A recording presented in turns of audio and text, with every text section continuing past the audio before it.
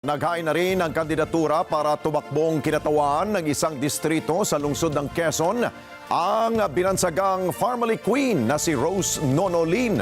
Inimbestigahan si Rose Lynn sa Quadruple Committee ng Kamara. Hinggil po yan sa POGO operations at illegal drugs kung saan sinasabing ang mga kasabwat umanyo niya rito ay ang mismong asawa niyang si alias Alan Lim, Alice Guo at maging ang dating Presidential Economic Advisor na si Michael Yang. Vic Sumintak sa balita.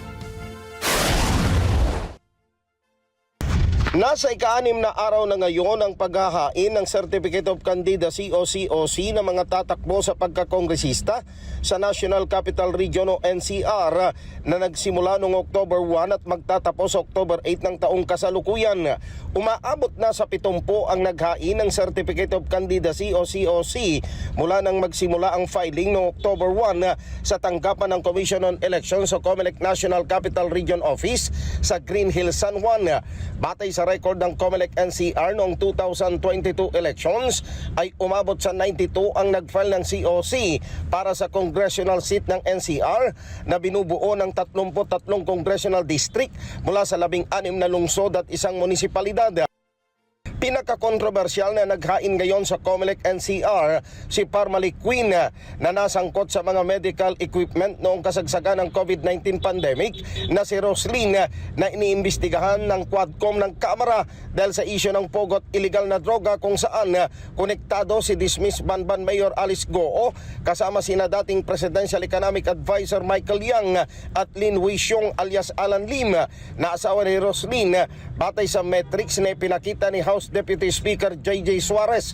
The most obvious figure in this network of companies of Alan Lim is his wife, Rose Nonolin. Sinundan namin si Rose Lynn, follow the trail kumbaga, at isa siya na nagko-connect kay Michael Yang at Alan Lim.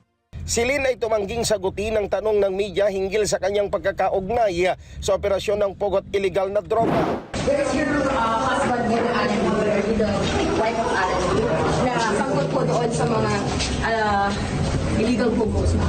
Yan tama. Samantala, nakapaghain na rin ng COC sa COMELEC NCR si Senadora Cynthia Villar na tatakbo naman na kongresista sa Lone District ng Las Piñas City. Ang COMELEC NCR office ay bukas mula alas 8 ng umaga hanggang alas 5 ng hapon. Vic Sumintak para sa Mata ng Agila, matatag, matapang, matapat. Maraming salamat sa inyo pong pagsubaybay sa Mata ng Agila Primetime. Para malaman ang matatag, matapang at matapat na mga balita, i-follow lamang at mag-subscribe sa @Net25 TV.